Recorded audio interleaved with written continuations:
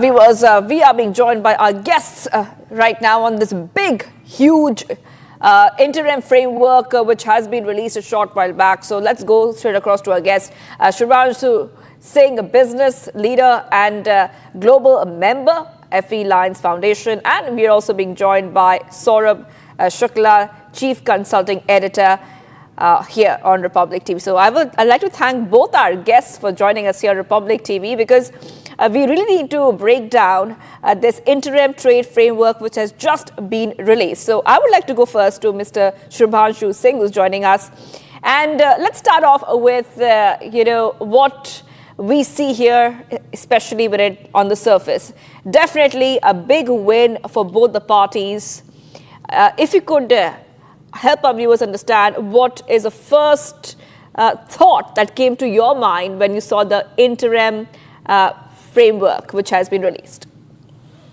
I said, oh, wow, in my mind, honestly, because I think it comes not only as the specifics of the interim Indo-US trade deal, but it also comes after several other significant bilateral trade deals, whether it is with India and UK, the European Union, before that with New Zealand, Oman, and so on. At this point in time, India has a preferential, equal, and access providing trade deal with every part of the world except for Latin America and China. So I think specifically the Indo-US deal and the degree of detail that is now available points out very clearly three things. One, I think India has a unique opportunity to leapfrog now into genuinely becoming a world-leading manufacturing power, which was not the case thus far. Historically, our manufacturing sector has been weak and exports have been very poor in the global scheme of things. Now, with access to the United States of America, as also to the EU, we have a unique opportunity to accelerate and also make use of these deals to locate supply chain entrants, friend-shoring of supply chains. As China diminishes and India picks up, we have a historic opportunity to accelerate the manufacturing sector, and it will provide, mark my words, millions of jobs in the next decade or so, despite the reductions that might happen on account of automation and technology. So I think that's a big win for us. Secondly, all trade deals are done with a measure of reciprocity, and I think it is a credit to Prime Minister Modi and the team that must have been working through very tricky times very patiently for the last year or so, that this is genuinely an equal and reciprocal deal, and it provides us access to those areas which we need and deserve. Yes. And reciprocally, it provides America an entry into those areas which do good to our economy without really hurting those parts which we were looking to protect. So on the whole, I would score this very, very highly, and I think it's a huge win for India. All right, we will analyze this deeper. So I just want to bring in Mr. Shukla, who's joining us, Chief Consulting Editor here. Thank you for joining us here, Mr. Shukla. And, we will break down this for our viewers. But one thing I would like to highlight here is that the farmers are fully protected. So the government has said very clearly, no compromise on farmers' interests or rural livelihoods. Now, this is coming in the backdrop of how, and you would, of course, explain this very clearly to our viewers, how India has made very sure for the past few months when they were negotiating that our interests will always come first. And that is why we see other farmers have been protected. Their protected items include maize, wheat, rice, soya, poultry, milk and cheese, and a lot more. Absolutely, Shivangi. I think, I call this a landmark deal because given the global context in which our negotiators were negotiating this deal, the entire climate of US-India bilateral ties, I see this not only as a trade deal, but a strategic deal. Not only will it help our exporters, our artisans, people in the textile industry, and a host of other areas which will gain because of the cooperation, the benefits that will accrue. It also gives us access to critical US technology, US defense, and also energy supply at a rate which will be good for the Indian consumer. So that's the reason why I call this a landmark deal, because this also sets a new paradigm for US India cooperation in 2026 and beyond.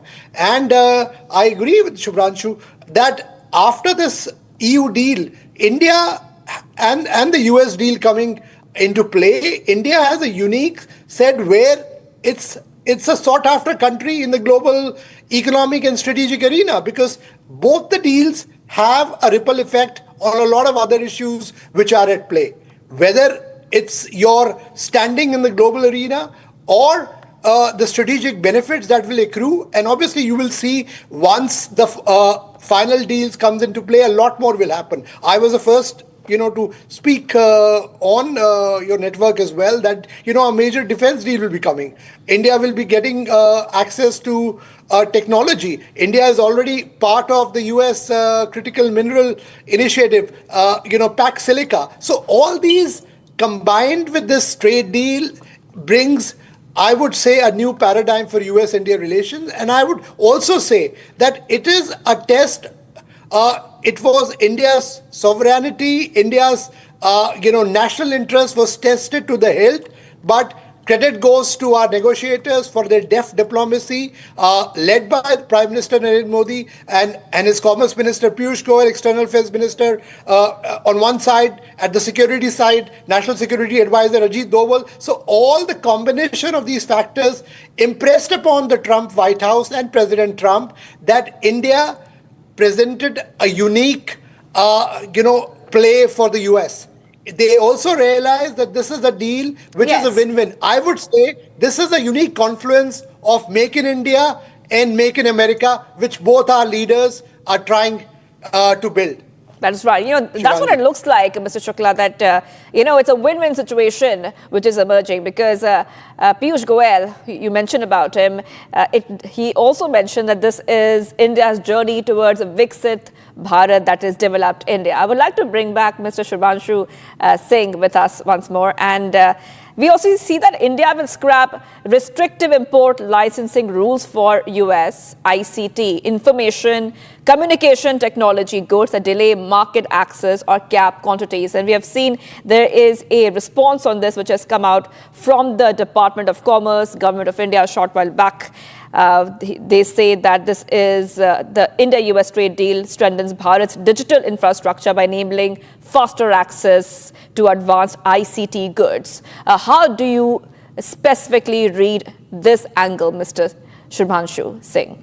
Well, I think that is a welcome development. Again, you see, I think the point Saurabh was making, that needs to be underlined. This is not only about a reciprocal set of tariff adjustments on a class of goods or the other. It is signaling our interlocking into global supply chains and India becoming a destination market. It's a strategic agreement, not a tariff agreement. And it is a flow of trust. Now, when trust flows to you into a market, there are bilateral agreements and multilateral agreements, for that matter, which make you a part of the global community of nations. China famously was able to expand its presence and its muscle globally through its access to the WTO. Now, India has been actually growing slower in manufacturing. Now is the time. One of the things we need to do is to make the process less frictional. One of the things we need to do is to have a very clear and transparent understanding of what it takes.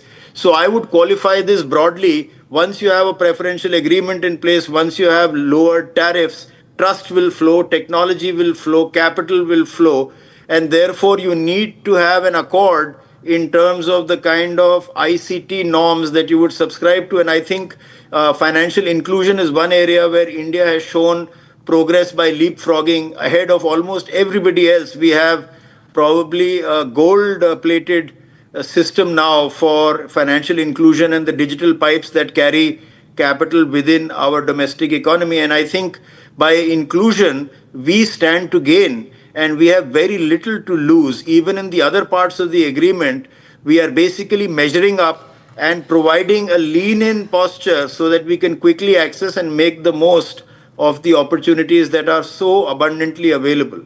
All right. Okay, Mr. Singh, thank you for that. I just want to go back to Mr. Shukla now. So India is planning to buy $500 billion of US goods over the next 5 years: energy, aircraft, parts, precious metals, tech products, and coking coal, Mr. Shukla. So, the question is that, according to you, how important is access to US markets? Because now India would be focusing on export-led growth when we talk about this specific deal with the United States, Mr. Shukla.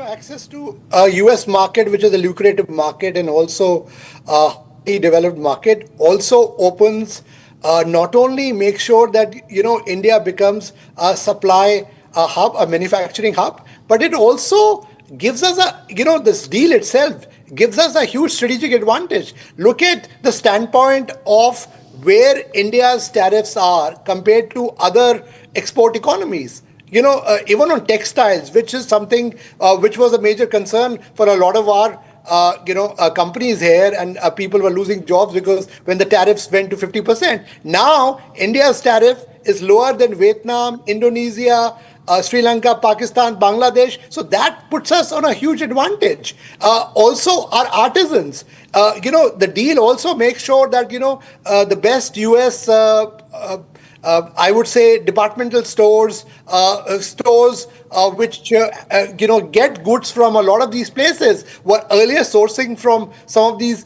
other countries, will get it from Indian artisans. So it impacts grassroots as well. So this is empowering the last mile. That is something which is the impact of this deal, which is going to be felt in the next 4 to 5 years. And I want to clarify here that this 500, the whole figure of India buying a certain amount of goods from the US will also happen in a phased manner. So this is all part of the deal, part of reciprocity, that we agreed to give something, and we did not allow either full access to dairy or agriculture, to GMO and others.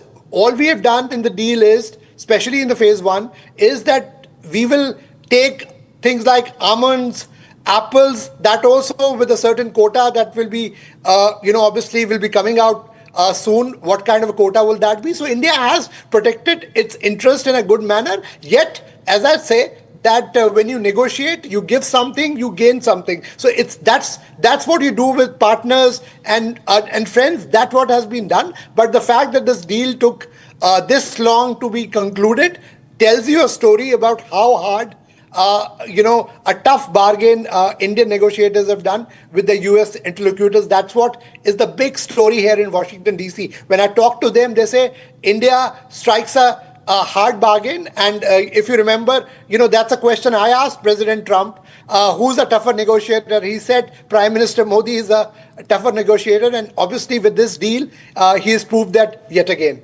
Yes. Okay. Yes, you did. And of course, we remember what Trump said, that PM Modi is a tough negotiator. And it's very clear here, once this framework is out, we can clearly see that. Mr. Singh, I'm coming back to you. Now, we know that the US has reduced the tariff. The tariff is reduced to 18%. We know that, which is good news for India. So do you think that after US has reduced the tariff, does this make the Indian market more competitive as compared to some of the other countries which have a much higher tariff imposed on them by the United States? Yes, and I think firstly, we have to zoom out and look at this as a strategic agreement rather than, as I said, a la carte adjustment of tariffs. From chips to ships, everything is within its remit. So I think in every area, wherever India has an ability to accelerate its advancement, to accelerate market penetration, I think that will certainly be beneficial to us.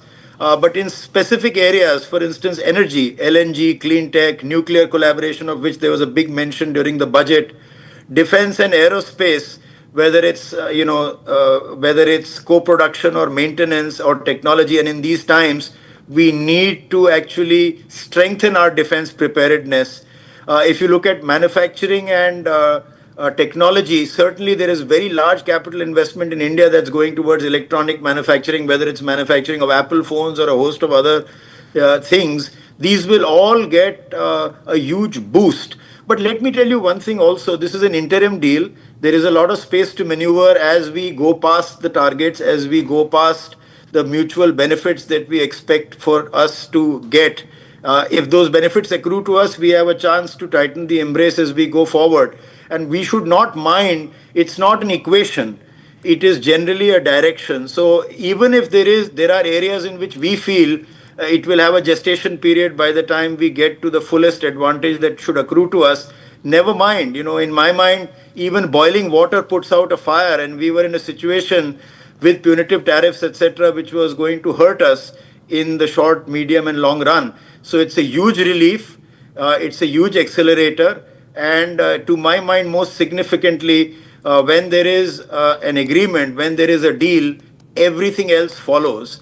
Agriculture, as you said, has been fully protected. Saurabh already mentioned the basket of goods which are now detailed out are already things where we have a good amount of imports coming in, and $1 billion that has been committed over a number of years. If you see India's export basket is about $250 billion a piece between services and merchandise. We are looking, therefore, in view of this preferential to us deal, to apportion a part of that basket and commit that to the US. No harm done. In fact, I would say we are net gainers in every sense. Yes, Mr. Singh, we're running out of time, so let's go with some final questions to both our guests, and we'll wrap up this show. I'll go to you first, Mr. Shukla. I'll ask the same question to both, because now we would be looking forward for a larger bilateral trade agreement. So this looks like a pretty good stepping stone towards that. Your last thoughts, Mr. Shukla. I would say that it's a new beginning of a new strategic paradigm, and I'm glad that both the countries have realized that they need each other, they value each other, and the leadership at the highest level. President Trump has said multiple times that he respects Prime Minister Modi and he respects India. So this is, I would say, and Prime Minister has said so about President Trump. So I think this is a great confluence of two civilizations, two great democracies, and this will set a great template for our future cooperation in 2026 and beyond in the strategic domain. All right. Yeah. Same question to you, Mr. Singh. Stepping stone towards a bigger and a better agreement in the future? India has moved well past the goalpost of negotiating access. I think now we must work very hard at cementing this alignment, and I think making the most of it.